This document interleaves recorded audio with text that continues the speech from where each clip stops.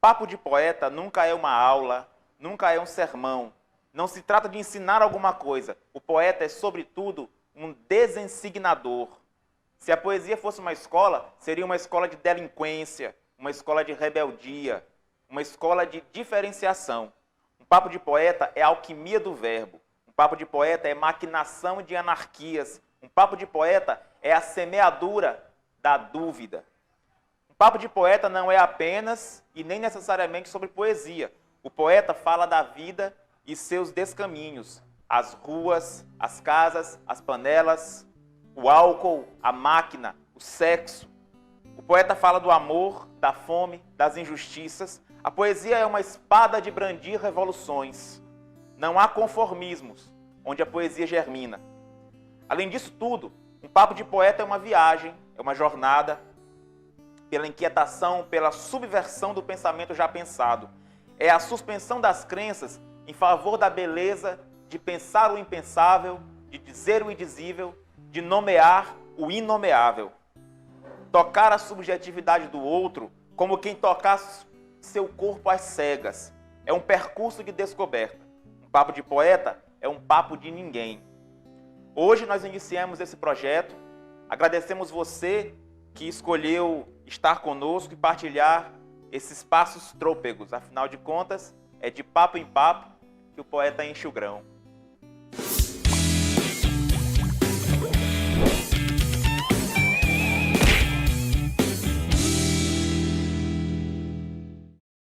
Muito bom saber que nós estamos adentrando aí no mundo novo, que já é velho, né? A internet, suas redes sociais, mas era importante que a gente tivesse presente para trocar essas ideias, porque isso tem um fio aí que vai da inteligentícia à idiotia, como a gente sabe. É verdade. E nós estamos prontos, mesmo sabendo que há muitos velhos de Restelo de olho grande nisso tudo, né?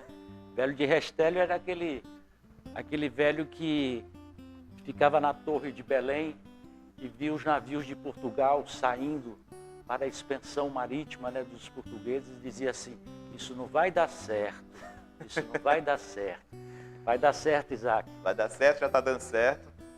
Já está dando certo. E é uma honra estar contigo mais uma vez nesse projeto, né, e aglomerando o máximo de pessoas que a gente puder, né, entre convidados, colaboradores e etc. Perfeitamente. Né? Inclusive, temos aqui os nossos colaboradores, aqui pela batuta, sob a batuta da maestrina da Direção Cultural de Jaqueline Mesquita, certo? Valbinho, como diretor de imagem, ali no Twitter, Cauê, nosso cinegrafista, Alcinete, nossa cenógrafa. Nós estamos aqui no ambiente da Academia Caxiense de Letras, circulado de livros e antiguidades. Você é um novo e eu sou um antigo. Eu sou mais um ancião do que um jovem ancião. Além disso, nós temos os nossos convidados, como o Elson, que está ali conosco. Vire, Cauê, para ele, para apresentar o Elson, é um artista visual que vai estar aqui nos desenhando durante esse tempo que nós estamos passando aqui. Divina, estudante de letras, namorada de Elson, e a nossa pequena Érica Albuquerque, que hoje nós escolhemos o livro dela para resenhar aqui, acompanhado desse músico excelente, veterano, amigo, velho de guerra, hein, Cauê? Aqui, ó, Johnny Casanova, que está fazendo o nosso fundo musical. E hoje, como vocês sabem, nós vamos estrear, além da presença do nosso amigo Julimar e Marquinhos, da TV Guanaré, fazendo a cobertura aqui. Nós agradecemos muito a presença de vocês. Vocês sabem bem, senão eu preciso dizer que esse é um projeto apoiado pela Lei de Incentivo à Cultura do Maranhão, cujo patrocinador é o Supermercado Mateus, certo? E tem o apoio também da Academia Caxiense de Letras.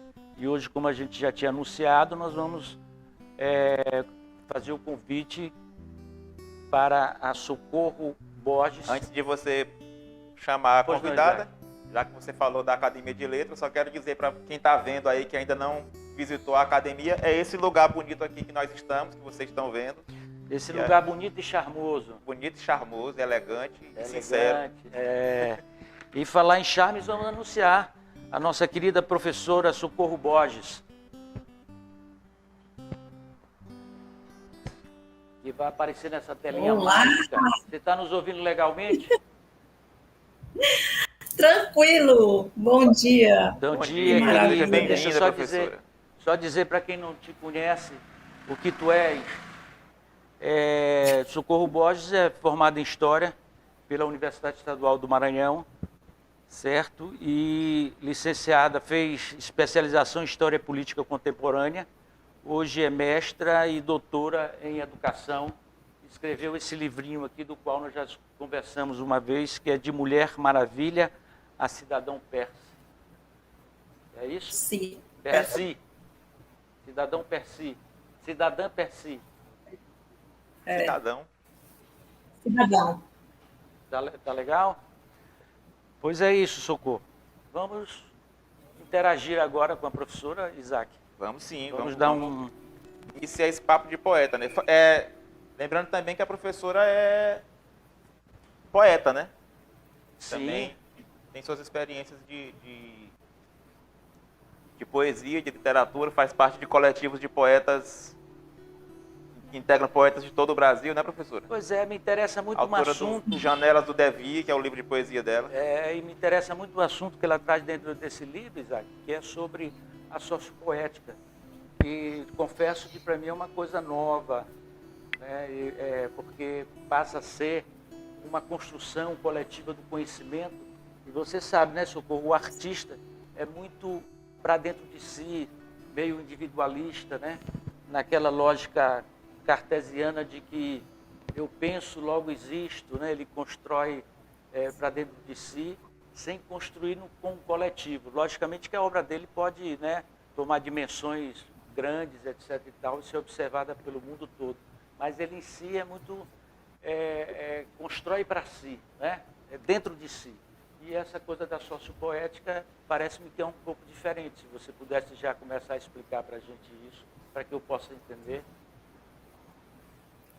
Então, justamente, a sociopoética, ela é um rasgo nesse cartesianismo, né? E justamente, como é que a gente pode, primeiro, produzir as formas de existência, de pensamento, usando a arte, o corpo inteiro, e esse corpo pensando no corpo coletivo, onde os egos do eu, no eu, ele se dissolve no coletivo.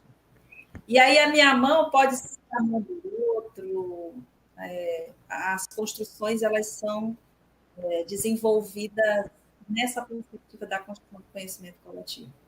Ao mesmo tempo que não diminui as singularidades, mas essas singularidades passam a ser base desse pensamento comum. Portanto, é uma lógica comunitária.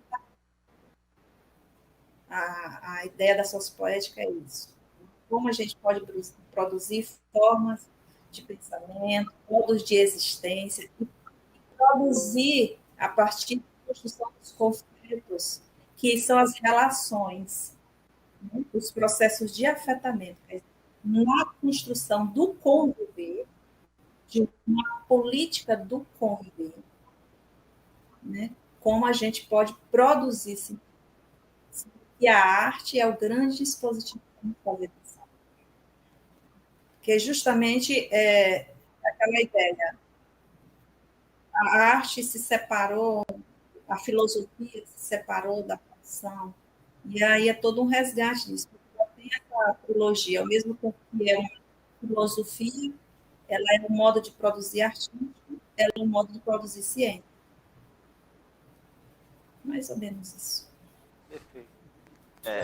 A gente, quando a gente idealizou, na verdade, o podcast, ele tinha um outro nome, e esse nome que ele tem agora, ele foi herdado, né, de uma movimentação de rua que a gente começou a fazer aqui na cidade, com saraus, de ocupação das praças, dos espaços públicos, com cultura, com poesia, com música, e a gente entende isso como uma forma de manifestação política, né? E você falou na sua definição de sociopoética de ser uma política da arte.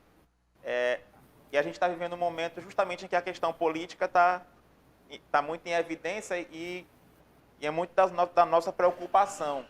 E, ao mesmo tempo, é uma preocupação com a política, mas que renega a chamada política tradicional, até de uma maneira bem de senso comum mesmo. As pessoas falam que não a velha política, a nova política, a política tradicional, até sem pensar muito bem no que isso significa, né? Mas no senso comum, em forma de linguagem, isso está muito presente.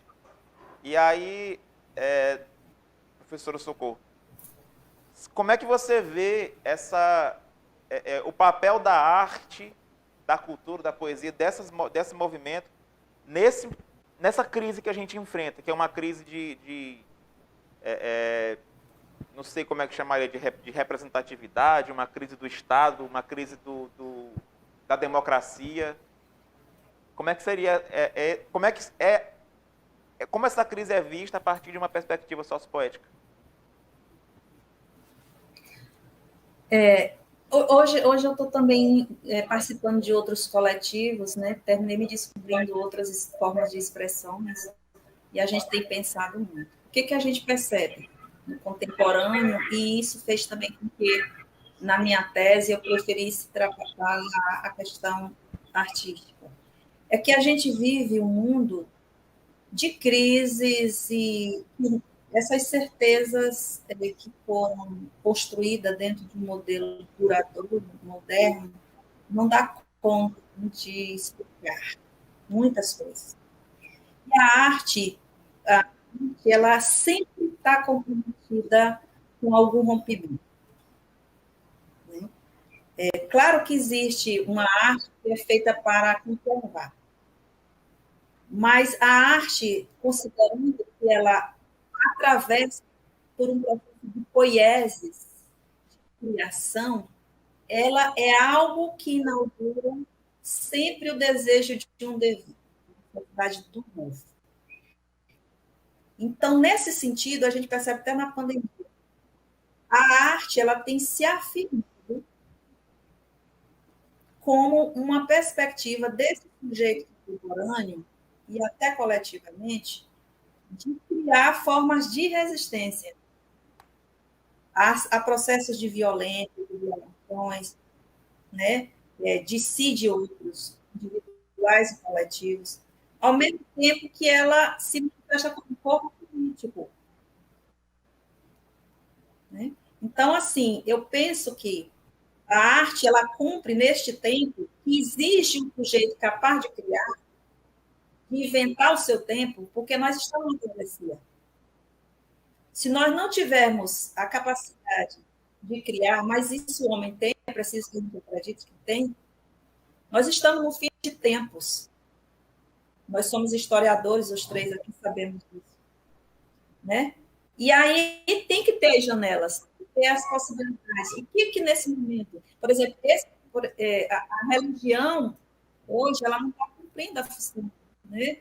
O Estado, quer dizer, são instituições que têm um processo de representatividade, e a arte vem se afirmando nessa possibilidade de criação, inclusive, dessas outras formas, outros modos de existência. Como pensar a política? Como pensar o sujeito? Como pensar a religião? Como pensar a sua relação a sua espiritualidade? Né? Porque ela possibilita tudo isso. Então, a arte ela vem como uma possibilidade de tempo, de pensar os processos de criação, os processos de subjetivação e objetivação da vida. Né? Da gente sair com uma certa leveza. Porque a arte é ao mesmo tempo que ela pode ser um punhal no peito, na sua capacidade, ela faz isso de modo leve. Ela faz você dançar. Né? Ela faz você voar. Ela faz você ir para além daquilo que são as circunstâncias, a realidade posta. Né? Por exemplo, dentro de de um campo de concentração nazista, aqueles judeus que estavam mais sacrificados ali na Alemanha, sabendo que iriam morrer, os que mais resistiram, aquele filme Pianista mostra isso, mostra o que vai acontecer. As pessoas que estavam ligadas à leitura, à arte, ou ouvir um passarinho, a capacidade de criar, elas constroem a própria existência. É incrível a potência da arte. Então, eu vejo que esse tempo ele se abre para uma coisa nova, que a gente ainda não sabe ainda o que é. E clama pela arte. Não como uma forma de, deixa eu sair da realidade, deixa eu me alienar, mas como uma forma de afirmação da vida e até de enfrentamento. É assim que eu vejo a arte. Essa finalidade da arte. Então, Socorro, me diz uma coisa. A mulher continua afastada dos locais de produção científica, você como uma mulher que trabalha com a ciência, porque essa coisa, a meu ponto de vista, não é à toa, né? O pai da medicina, Hipócrates, já dizia o seguinte, que a natureza feminina, Isaac, era inferior. Né? E no século, isso 460 anos antes de Cristo. Né? Essa coisa do século XIX, Charles Davis repete, né? Dizendo que a natureza feminina é inferior para assuntos intelectuais. Né? E a gente sabe muito bem que isso é uma formação ideológica que eu acho que até hoje permanece, né, no mundo atual, mesmo sabendo que nada disso é real, porque se não fosse pelas mulheres nós não estaríamos aqui. Não pelo fato de parir, mas pelo fato de que a mulher foi que inventou a lavoura. Né? A mulher foi que inventou, teve a ideia de pegar dos frutos as sementes e plantar e dali nascer frutos. Então, a lavoura começou da lavoura surgir as cidades e a tecnologia, as primeiras, como da enxada, etc. e tal, enquanto o homem estava sendo caçado, ou caçando ou sendo caçado por grandes animais. Entendeu? Então, mas isso ainda é forte ainda, você acha que no setor de produção científica a mulher ainda é minoria e é afastada desse setor? Então, avançou bastante, mas, inclusive, os dados mais recentes mostram que a dificuldade das mulheres científicas, né, que estão no campo da ciência, de se afirmar, né? Porque ainda dá muita exclusão, seja por considerar que elas têm uma dupla jornada, muitas delas não conseguem chegar a esse lugar de ciência, de pesquisadoras. Então, aí já há um muito grande. Seja pelo aspecto, muitas vezes, de ter que, por causa da dificuldade de conciliar os papéis. Então, assim, cientificamente, os dados revelam que as mulheres que estão da pós-graduação, da ciência, elas sofrem impactos terríveis, inclusive agora na pandemia. A dificuldade de conciliar da produção. Entretanto, há uma produção intensa, né? Há um nível de produtividade muito grande das mulheres, um crescimento, apesar de tudo. Mas elas continuam ainda muito mostradas, né, uma minoria ainda de mulheres que consegue atingir esse lugar da ciência. Eu tenho uma pergunta também em relação ao problema de gênero, né? O Renato perguntou dentro da ciência, e eu tenho uma pergunta já voltada para o campo da literatura, né? Porque nós temos uma situação no presente, em que as questões identitárias têm se posto muito em voga, né? Muito em evidência. E aí se fala em, por exemplo, numa literatura feminina, né? Numa literatura gay, fala-se numa literatura negra, enfim, existem esse tipo de segmentação identitária do que seria uma literatura, né? E aí eu queria pensar até onde a gente pode falar disso, porque é claro que a gente pode falar disso, mas até onde a gente pode falar disso? Eu me pergunto, por exemplo, Sartre faz literatura, Simone de Beauvoir faz literatura feminina? Porque ele não faz uma literatura masculina, ele faz literatura. Enquanto uma Simone de Beauvoir faria uma literatura feminina. É possível falar de uma literatura feminina? Eu não estou falando de feminista, né? Estou falando de uma colocar a identidade de gênero sobre a produção literária. Você pensa que isso é possível? Até onde isso é possível? Ou seria isso mais uma outra forma de estigmatizar também a produção da mulher? Deixa eu só fazer um adendo aqui, Isaac, que agora estou falando sobre identitarismo, né? Eu lembrei recentemente de uma polêmica que envolveu a canção do Chico Buarque, Com Açúcar e com Afeto, né? Que foi vítima dessa guerra identitária, né? O que ocorre aí? Uma boa parte da obra do Chico Buarque é construída na sintaxe feminina. E aí?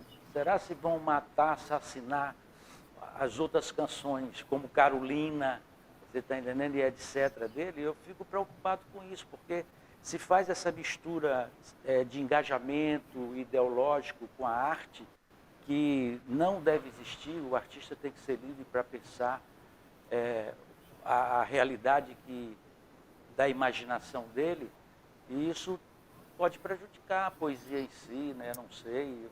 Eu tenho eu fico preocupado com isso agora, depois. E, inclusive, se eu não me engano, concordado até com o próprio Chico Buarque, né? Que concordou em não cantar mais a canção. Porque... Na verdade partiu dele, né? Partiu dele, né? Esse assunto, né? Recentemente. O que acontece? Chegamos a um ponto, em termos de ciência, de análise, e a questão só de classe para falar sobre as desigualdades é suficiente. É preciso dizer quem são os sujeitos dessa classe. E aí, outros marcadores muito fortes aparecem, que é o da raça e do gênero. Praticamente que nos estudos contemporâneos, hoje é isso, a gente analisa esses processos de exclusão, de afirmação, de violação, sempre levando em consideração a questão da classe, da raça. O que ocorre? Vamos pegar o exemplo da Conceição Evaristo, uma cientista e, ao mesmo tempo, um poeta. E assim como ela, a Chimamanda Adichie, que é africana, é que muitas mulheres contemporâneas estão reivindicando o lugar de fala, né? O poder falar. Porque dentro das formas políticas e do papel social da mulher, e a gente sabe que dentro da Grécia isso é muito marcador, né, da invisibilidade das mulheres, é a possibilidade de que ela se manifeste. E aí, dentro dessa forma de manifestação contemporânea, o que há uma ideia muito presente na arte contemporânea que está ligado a coletivos de mulheres, é a ideia de que a gente fala, e fala a partir da nossa realidade. Então, existe isso, essa coisa da manifestação da mulher como uma pegada de que, pela narrativa, pela literatura, pela poesia, ela expressa tudo aquilo que está relacionado à vida dessa categoria, assim, no presente. Aí existe uma literatura muito forte, que é aquela coisa, uma literatura morta.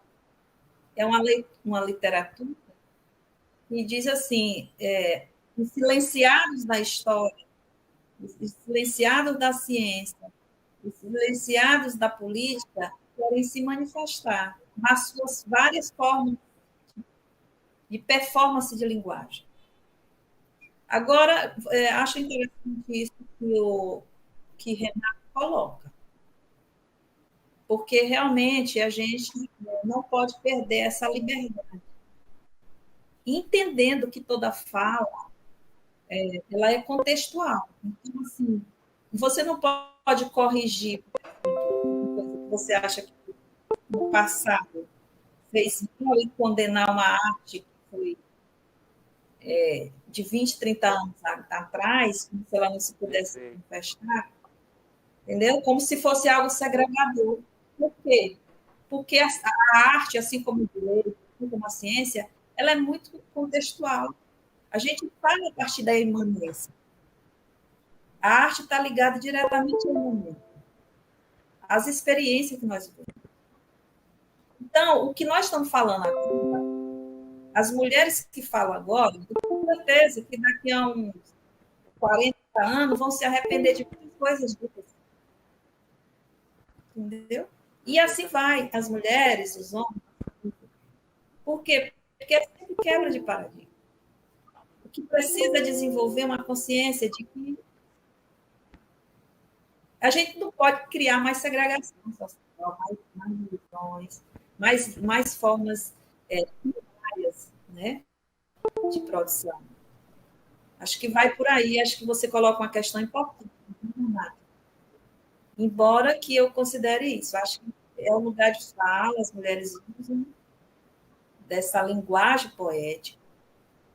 Até a Judith Butler fala da performance do discurso, tudo é linguagem, né? A ação é uma linguagem, e o contemporâneo é um tempo que a categoria criação é muito forte e exige muito de nós. Então, existe essa consciência.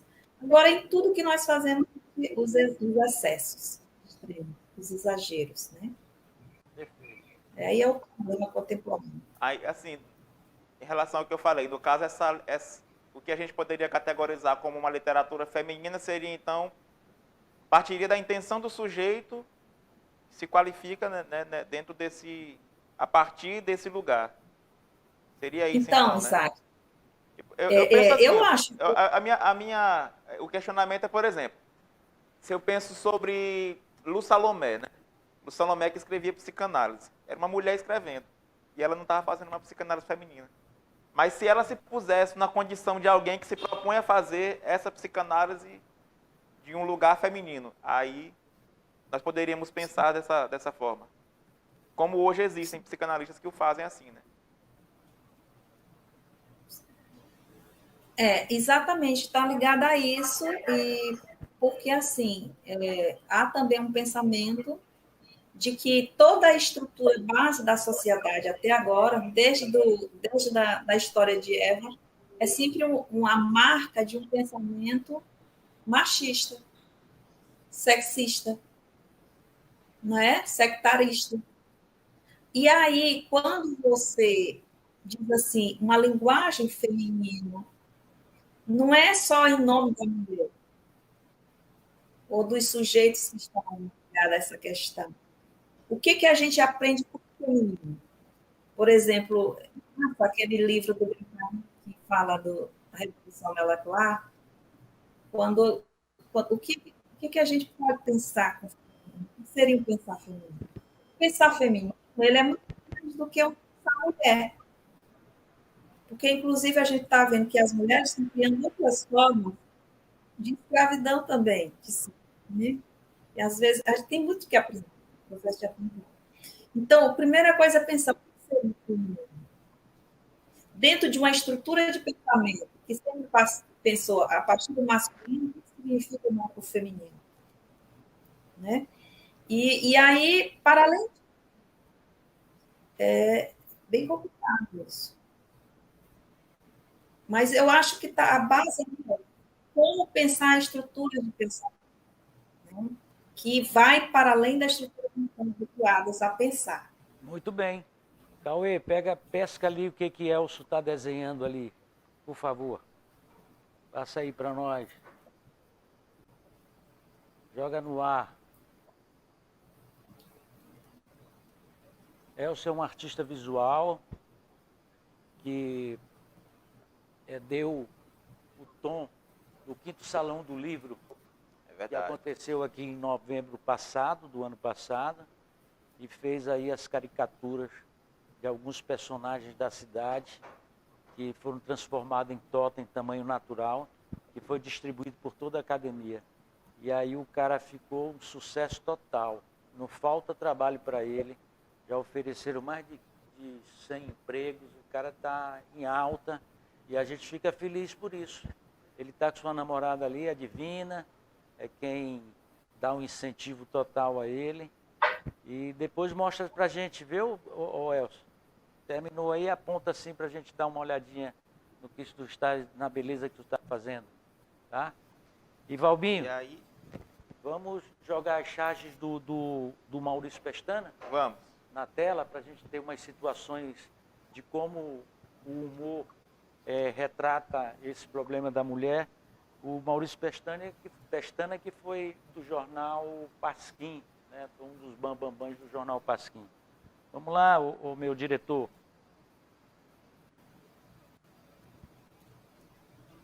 Beleza pura. Você vê na primeira o que, Isaac? O que enxerga melhor tem caolho. Caolho sempre enxerga melhor, tu sabia disso, né? Porque ele concentra toda a visão dele num olho só. É a sua imaginação de poeta querendo mentir para mim. Mesmo barco uma ova, diz a personagem negra ali. A mulher negra sofre mais para arrumar emprego, trabalha mais, ganha menos, é a primeira a ser despedida. Conferência da mulher, né? E aí a Lourinha diz assim, eu disse mesmo barco, só não disse quem era o dono do barco. Perfeitamente. É a Lourinha o dono do barco, né? Massa. Maurício Pestana é sensacional. Eu só quero saber que o meu cabelo te fez de mal, pergunta a negra, né? E também ela responde, para você está falando que ele é ruim. Só quero saber o que o meu cabelo te fez de mal para você estar falando que ele é ruim. Perfeitamente. Eu lembro quando eu estava na graduação que eu tinha um amigo rapper, e ele falou justamente isso, né? O pessoal fala cabelo ruim. Meu cabelo não fez mal para ninguém, não fala mal de ninguém. Cabelo serve para cobrir a cabeça. O meu está cobrindo muito bem. Não cai da cabeça, né? Sujando como assoalhos, que é ruim? né? Ele diz, meu cabelo pode ser duro, meu cabelo pode ser grosso, meu cabelo pode ser crespo, pode chamar de outras coisas, mas ruim? Exatamente. Maravilha. E aí, Isaac, um casal de pessoas negras assistindo TV, né? TV. Aí é ela que fala, né? Não é ele. Ele que fala. Como nossa sociedade é racista, hein? Não aguento mais ver isso. Pega um copo de água lá pra mim. Aí a mulher diz assim, pego sim. Afinal, além de racista, nossa sociedade também é machista, né, machão? Tá vendo a situação, né? A Charge tá apontando para o fato que a Socorro até comentou, né? Que tem esse cruzamento desses marcadores que são o gênero e a raça, né? E nem todas as mulheres e a exploração de um pelo outro na mesma classe social. Na mesma classe social, dentro da mesma raça. Dentro da mesma raça. Numa você tem várias mulheres, mas elas são diferentes entre si, porque uma mulher é branca, a outra mulher é negra, né? Na outra situação você tem duas pessoas negras, um casal, mas eles são diferentes entre si porque ele é homem, né, e ela é mulher. Então você tem as duas estruturas do racismo e do machismo se cruzando, né, para oprimir a mulher negra de uma forma ainda mais cruel do que outras que somam-se opressões. Né? Deu para ver, Socorro, as charges? Sim, maravilhosa. Fique à vontade. Parabéns. Sim, eu quero conhecê-lo.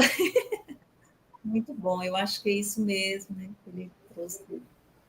Você vê como... Porque o que a gente percebe em todas as instituições, práticas sociais, isso vem perdurando silenciosamente. Então, assim, de repente, esses sujeitos começam a se manifestar, não é? E isso é uma quebra de hegemonia, né? Porque dentro daquela forma binária, ou isso, né? E a gente percebe outras, as singularidades ali, um sobre o outro, o oprimido criando formas de opressão sobre o outro. E isso não quer dizer, e eu gostaria de colocar uma questão importante aqui, não quer dizer que o machismo esteja só no homem. Né? Eu penso que não se trata disso. Quando a gente fala de machismo, essa estrutura, não estamos necessariamente falando dos homens, nós estamos falando de uma estrutura de pensamento, de uma estrutura que está ligada muito forte no capitalismo. Porque no capitalismo foi o sistema que mais se apropriou da ideia de sexo, de gênero e raça para poder existir. Entende? Isso fica muito forte naquele livro Necropolítica, de modo que sexo, dinheiro, né, e poder são inseparáveis.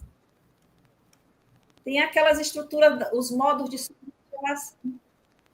Então, a gente nunca alcança a subjetivação.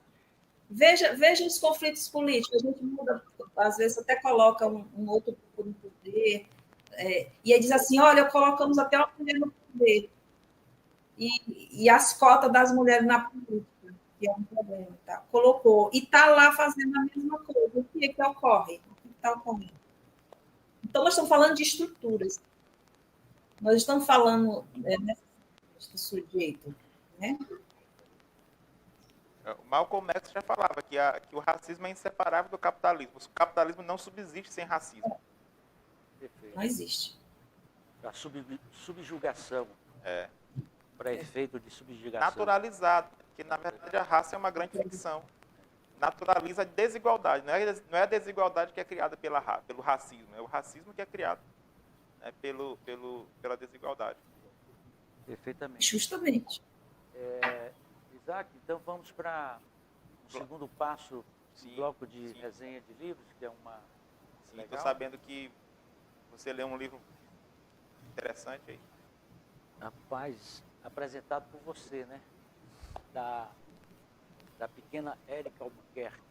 Exatamente. E hoje nos prestigia com a sua presença, ali calminha, tranquila, e é estudante de letras, né, da Universidade Estadual do Maranhão. Essa é uma universidade que tem dado muitos bons frutos, né? Veja aí, Socorro, hoje é professora da Universidade Federal do Piauí, doutora em educação, e Érica está... É do curso da Érica que saiu também, por exemplo, o nosso companheiro Carvalho Júnior. Foi membro desta casa. Né? Que nós conhecemos como um poeta em evolução. Eu conheci nos saraus da universidade. Ele botando as dele e eu colocando as minhas. E eu conheci aqui ele quando tirou o primeiro lugar no concurso. Terceiro lugar no concurso de poesia da Academia Caxias. Primeiro fui eu. Ah, foi isso mesmo, Isaac. Desculpe. O segundo foi o Agostinho.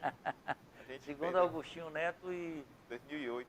Do Carvalho Júnior. Estava lendo um texto da Érica, depois da apresentação sobre o livro dela e dela mesma. E texto chamado Amar Deve Ser Isso. Pode ler, Balbinho? Amar deve ser isso mesmo. Deixar o outro livre enquanto você sente falta. Enquanto você quer abraçar, quer beijar. Quer dizer que pensou e sonhou com um amante. Amar deve ser isso mesmo. Engolir o sorriso quando vê o amado para ele não se envaidecer. É sorrir para dentro, quando se queria mesmo era entregar sua alma completa. Muito além do prazer de um mergulho no outro. Amor deve ser isso mesmo. Pegar na mão e soltar. Deixar o outro ir quando quer que ele fique. Amor deve ser isso mesmo. Aquela gangorra. O melhor que defina como leva, como o vento traz. Traz a liberdade de amar e ser livre sabendo que se está amando. Esse era o texto que eu tinha lido antes, que não tinha ido ao ar, que faz parte do livro da Érica, e que me diz o quanto ela tem uma precisão e uma concisão, e falando do seu universo atual, né? O escritor, ele vai, com suas experiências vividas e suas leituras, ele vai crescendo. E eu tinha dito também que há várias formas de dizer sobre o amor, né? Cada um diz ao seu jeito. O meu jeito de dizer é esse aqui, ó. Ah, o amor rói unhas, arrepia cabelos, desmonta o silêncio da madrugada. Carnal, líquido ou platônico, não importa. Quando correspondido, faz tremor pelo corpo. Se não fosse o amor, Príncipe Charles não moraria entre as pernas de Camila Parker. O poeta Gonçalves Dias não seria a síntese da paixão que se eleva. E Catarina Migliorini não faria a asta pública do seu hino imperfurado. Amar é assim mesmo, sempre acima da razão. Por vezes dopamina, raramente cupido. Na maioria, por casquer. Ah, o amor. E vai longe, vai longe. Então a gente vai escutar o Johnny cantar, enquanto resolve enquanto soluciona definitivamente a questão do áudio da professora. Então, com vocês, Johnny Casanova, que esta semana lançou um novo single, está disponível no Spotify dele, a música Canção de Alumiar, e ele vai fazer aqui uma interpretação exclusiva para o Papou e para você que estão nos assistindo.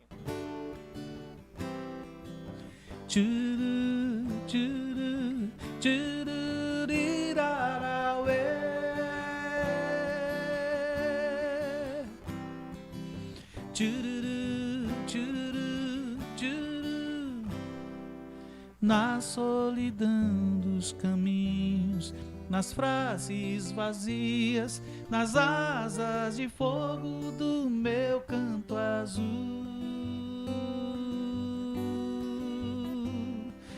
vem da memória das pedras, da terra o cio, do rio de mim vem meu dom de cantar. Canto cortante das cordas de aço, campo e semente nas mãos camponesas, trigo na terra, pão sobre a mesa,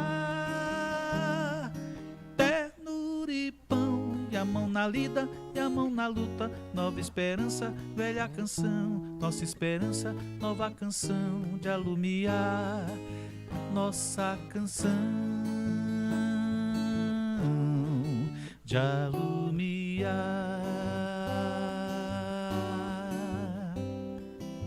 Tchuru, tchuru, tchuru, irarauê.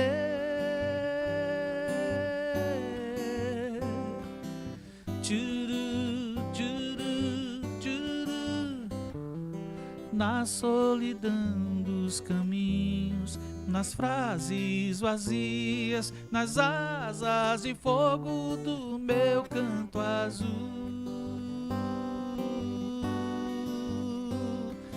vem da memória das pedras, da terra o cio, do rio de mim vem meu dom de cantar.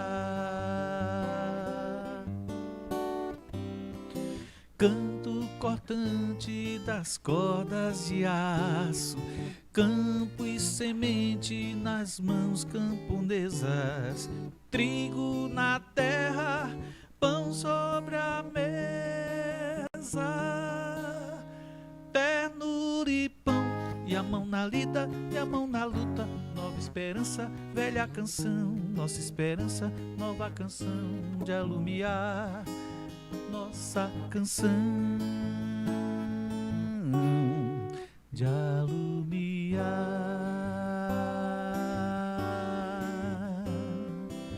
Tchuru, tchuru, tchuru, na solidão dos caminhos.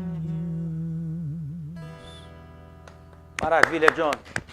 Maravilha. Linda, né?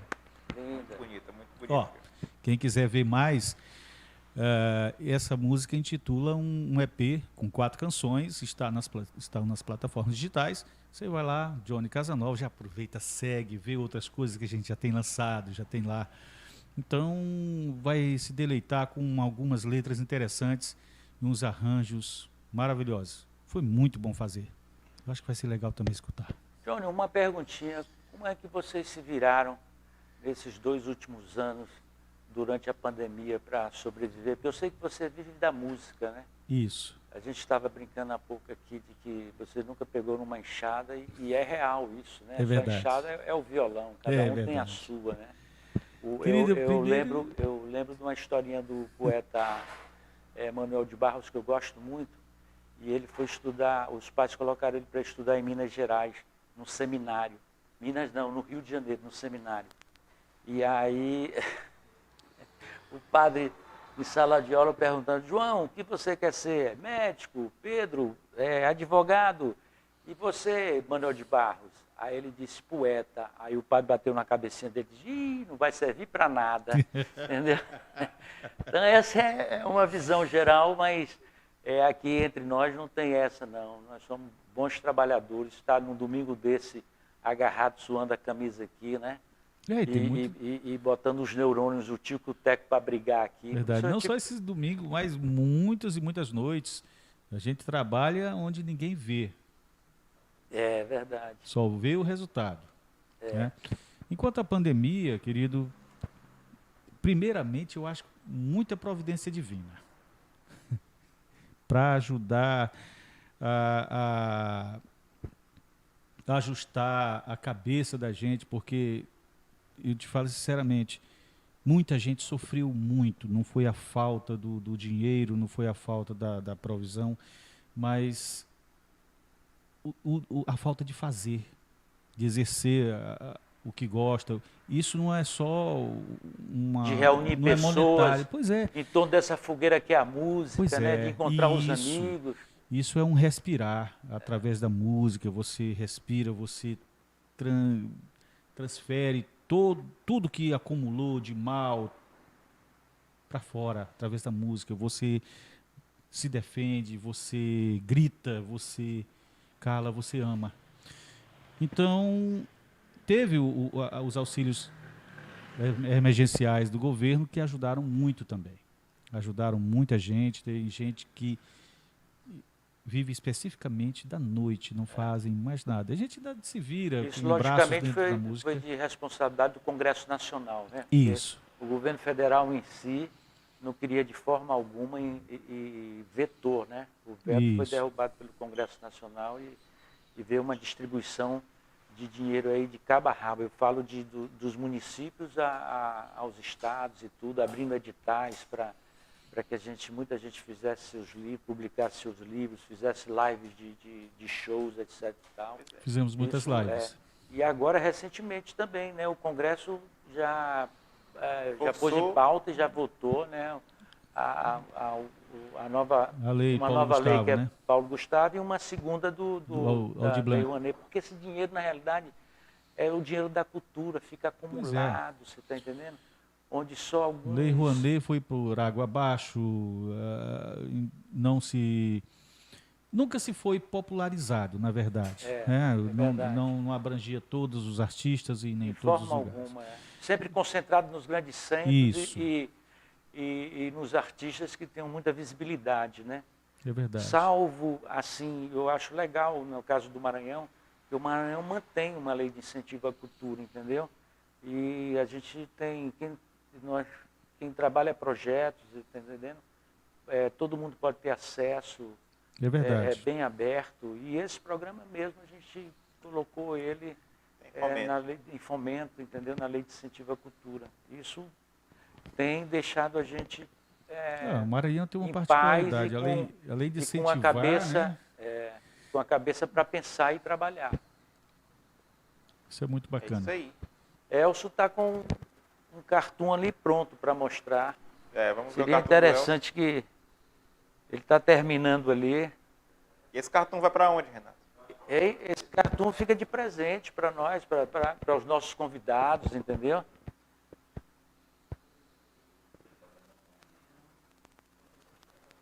Vai lá, o Cauê, mostra um pouquinho do trabalho que ele está fazendo, por favor. É arte ao vivo, é uma arte ao vivo para quem sabe fazer. Maravilha, vem, Cauê, comigo. Mostrar aqui para todo mundo, ó. Eu não gostei, foi desse meu barrigão, rapaz. Será que está desse tamanho mesmo? Caramba, lindo, né? Muito bacana. Hein? Lê aí, o que tem, Isaac? Tô falando besteira. O que tu disse? Papo de poeta é a alquimia do verbo. Ele lembrou da frase que eu falei, que eu falei no editorial. Memória Aí, ó, legal. a única frase que eu peguei de outro escritor, ele lembrou. Que é do Rambo. As minhas foram embora todas, mas a do Rambo ficou lá. E a professora Socorro continua Professora lá Rambo, na telinha, ó. Professora Socorro. Né? Ali com seus cabelos encaracolados. Continua online. De óculos, entendeu? Bacana, Elcio. Você é um artista e tanto, viu? É um grande prazer. Então a gente vai para as nossas considerações finais, né, Renato? Perfeito. Agradecendo todos vocês que nos assistiram 2 vezes, né? Vieram 2 vezes no vídeo. Eu vi aqui, olhei rapidamente apenas os comentários, eu pude ver que o PH estava nos assistindo, comentou, que o Fred Maia, lá de Alentejo, que é fotógrafo, poeta, letrista, criador da mídia ninja, eu fiz uma entrevista com ele no Puta Merda, e ele está em Portugal, estava nos assistindo também. Um abraço para o Fred Maia, que eventualmente será nosso convidado aqui, né? Ah, perfeito. Então nós estamos além mar. Além mar. Ah, bacana. Eu acho, inclusive, que as considerações finais deviam ficar com o Johnny cantando uma música.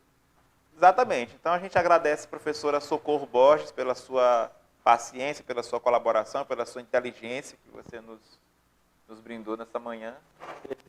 Nossos convidados aqui, a Érica Albuquerque, Johnny Casanova, Valbinho, Cauê. Elson. Professor Henrique, que chegou atrasado Professor em sala Henrique, de aula. Que apareceu aqui para nos dando aula no domingo. Renato, eu queria fazer um agradecimento, Isaac, Pois não. com licença. Só complementando o que te falei antes, eu que não poderia deixar de agradecer o governo do Estado, que prontamente, com a sua conexão cultural, a Lei Aldir Blanc, abraçou muita gente. E eu fui um dos. Nós fizemos muitas lives e muitas coisas bacanas através do governo do Estado. Então, eu queria deixar minha gratidão aqui e votos de que continue, né? Para a gente ir além, ir promovendo e fazendo mais coisas, mais arte, né? Em termos de música. Vamos cantar, né? Vamos lá, Johnny. Então, Eu que agradeço, nós que agradecemos o Papo, que agradece sua presença, ilustre presença aqui conosco, entendeu? e um abraço para todos os papões que fazem parte do coletivo do Papo de Poeta, que vai para a rua. Opa, lhe agradeço. No final desse mês teremos ainda um sarau. Sim. E os saraus E vão no dia ser, 20 estaremos aqui de E volta. semana que vem, no domingo às 10 da manhã, estaremos aqui. Nosso convidado será o professor Neudson Castelo Branco, que já me mandou umas ideias sobre poesia do ponto de vista da psicanálise. Então, Johnny Casanova, até a próxima. Essa tá com parceria do nosso Até querido a próxima. César Papo. Nascimento. Papo! Só pra te ver dançar eu vou compor, eu vou cantar um rock, um samba reggae shot. eletro bumbabô.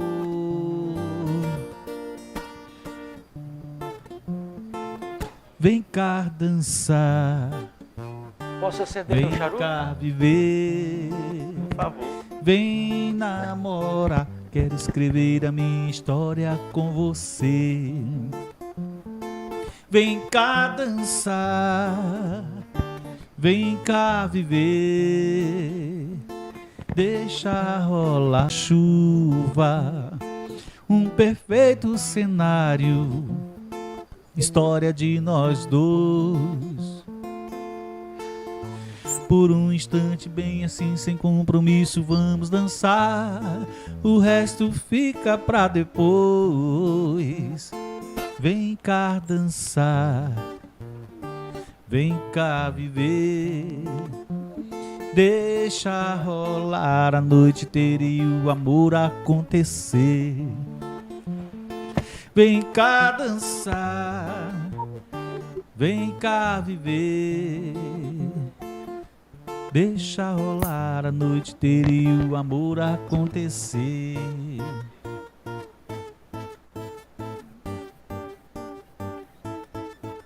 Só pra te ver dançar eu vou compor, eu vou cantar um reggae.